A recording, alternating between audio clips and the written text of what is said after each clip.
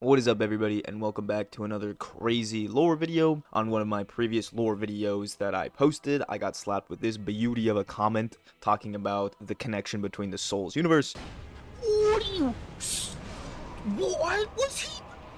And some game called The Adventures of Cookie and Cream, which I had never heard of.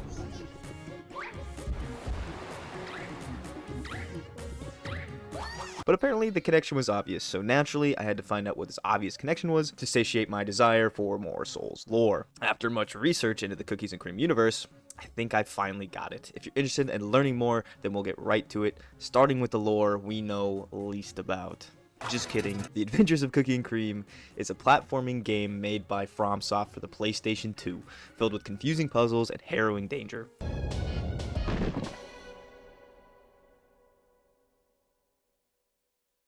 But man, is its story just as vague as FromSoft's Souls-like games. With the lore tab on Wiki spanning no more than a paragraph for the entire game, I had to dig deeper. Thanks to Fairplay and GXZ95 on YouTube, I was able to watch an entire playthrough of the game and look at just a video of the few cutscenes that are in this game, so I could get a better sense of the lore. Yes, I watched the entire playthrough, of course at 2x speed though. I wasn't gonna sit through that whole thing. It's just puzzling.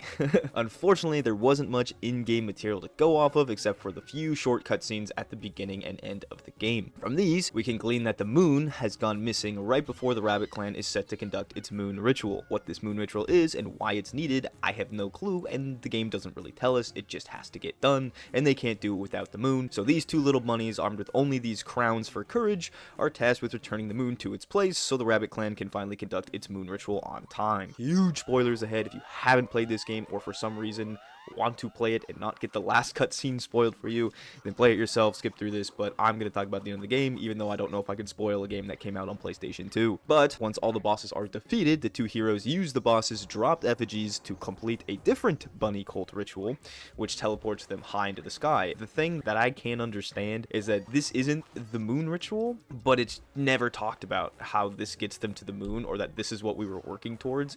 It's just kind of, you beat the final boss, or the second to last boss, I guess, and then they're like, oh yeah, there's also this circle ring that takes you to the sky if you put all these statues on the pedestals. And that's just a thing that we accept and move on, so we're gonna accept it and move on. Now in the sky, we found out that the villain all along has actually been the moon itself. After a few cannon shots to the face, the moon calms down and returns to its place in the sky. The Rabbit Clan can finally carry out the ritual below without Cookies and Cream though, because the two rabbits are now the sacred overseers of the moon, making sure it never leaves. And how does this connect to the dark and dreary world of the FromSoft Soulsverse? Well, with a heavy emphasis on the moon, the connection is actually quite obvious. Yep, you guessed it, the Adventures of Cookie and Cream is clearly connected to the eldritch horrors of Bloodborne. Bloodborne, if you don't know, is a FromSoft game focused on the evolution of humanity to its next stage through the discovery of eldritch truths. However, these truths drive most men mad, and those that dabble in the seemingly miraculous healing blood of the eldritch great ones are turned into crazed beasts. Now, let's throw some facts, theories, and ideas that we know about the world of Bloodborne onto the table, and then we can very generously start connecting the dots with Cookies and Cream. First, there is a Reddit theory that the Great Ones aren't necessarily bad or evil, they just have a superhuman agenda. This is backed up by the fact that the moon presence allows Gehrman to disconnect you from the Hunter's Dream. The Hunter's Dream itself is sort of a safe haven, as much as an Eldritch prison can be, where you can restock before heading back to the hunt, and even Rom's efforts to veil the horrors of the Eldritch truth from humans could be seen as benevolent. With this theory in mind, we're going to, much like in previous lore connection videos, focus on a few key NPCs in Bloodborne to build our foundation for connecting these two games. While Moon Presence may have been your first interest, as it was mine, I argue the best place to look is actually Murgo's Wet Nurse, because the Moon Presence is busy dealing with Gehrman and the Hunter's Dream. Murgo's Wet Nurse watches over the newly birthed Great One Murgo, who precipitated the Nightmare of Mensis. Now, there's another theory that Murgo's Wet Nurse is actually Viola, the recently deceased wife of Father Gascoigne. When Father Gascoigne would fail to return from the hunt, Viola would seek him out with a tiny music box to bring him home. Unfortunately, this time she forgot the tiny music box and perished, leaving her two young girls at home and causing Gascoigne to fully succumb to his frenzy. Viola is connected to Murgo's wet nurse because Murgo's wet nurse flinches when she hears the tiny music box, much like Father Gascoigne, and Viola's body disappears once the wet nurse is actually defeated. In addition, Viola may be the only human character who hadn't given a surrogate birth that is accredited with previous parental experience, and was thus chosen by the Great Ones after her death to watch over their newborn Murgo, because of her clear devotion to protecting her family. With these ideas in mind, we can finally start connecting the tragic tale of Viola to the adventures of Cookie and Cream. So, Viola, now as Murgo's wet nurse, has obtained eldritch powers, and knowing she left behind her 2 children to face the horrors of the hunt, she seeks out a way to protect them. However, since she was not born a Great One, she lacks the ability to truly create a dream realm on her own. So she convinces Rom that this dream would ensure the survival of the children of Yharnam, allowing for possible surrogates should a Great One require one. Thus, what I call the Children's Dream was created and watched over by Rom, but hosted by Viola. This dream serves both Viola's desire to protect her children and the Great One's desire to maintain a plethora of children to be surrogates if necessary. The Children's Dream operates much like the Hunter's Dream, as a safe haven for children to awaken away from the blood and carnage of the real world. In this dream, the children make up the Rabbit Clan and see the world through a veil that is ESRB rated E for everyone. Once morning finally comes and the hunt ends, the children carry out their moon ritual to return to their physical forms of the waking world. However, as I mentioned earlier, the moon disappears. Why? Because the player kills Rom. Yep, you are basically endangering every child of Yharnam. Come morning, slug or not, you probably won't be allowed near any parks or schools. I would also like to point out that in this interpretation of Bloodborne lore, when you kill a Great One, you are simply severing their connection to the earthly plane. It's kind of like when Gehrman severs your head from your shoulders and you can no longer interact with the Hunter's Dream. The Great Ones kind of lose some ability to interact with the waking world when you kill them. So in short, Rom is alive.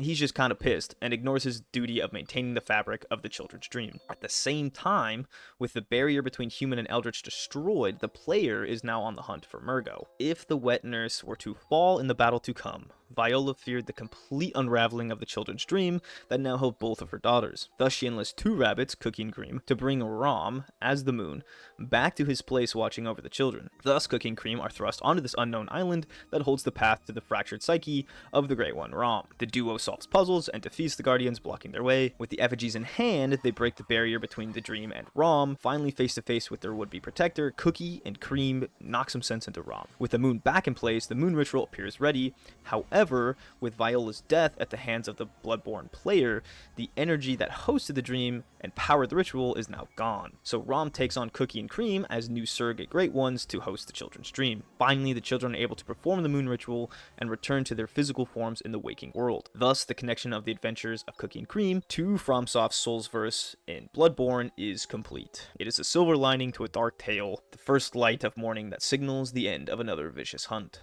So that's all I have for this connection. Thank you guys so much for watching. I had a ton of fun putting this one together. This is kind of how I was hoping this kind of stuff would go when I started to make these connection ones. It was never meant to be a serious connection because I do like diving deep into these and trying to make it make sense, which is the fun part. But definitely, if you have any other wacky games that's not FromSoft or anything that you want me to try to connect to the Dark Souls world, I would love those suggestions. I might just do some on my own anyway from some of the games that I like, just because it's fun to dive into this world. There's so many different open-ended things that you can kind of connect it to almost anything, and if you have a game that you want me to try to connect it to, please comment it down below. Even if it's a joke, I might just see it and go with it. So yeah, thanks to that comment for plugging that one.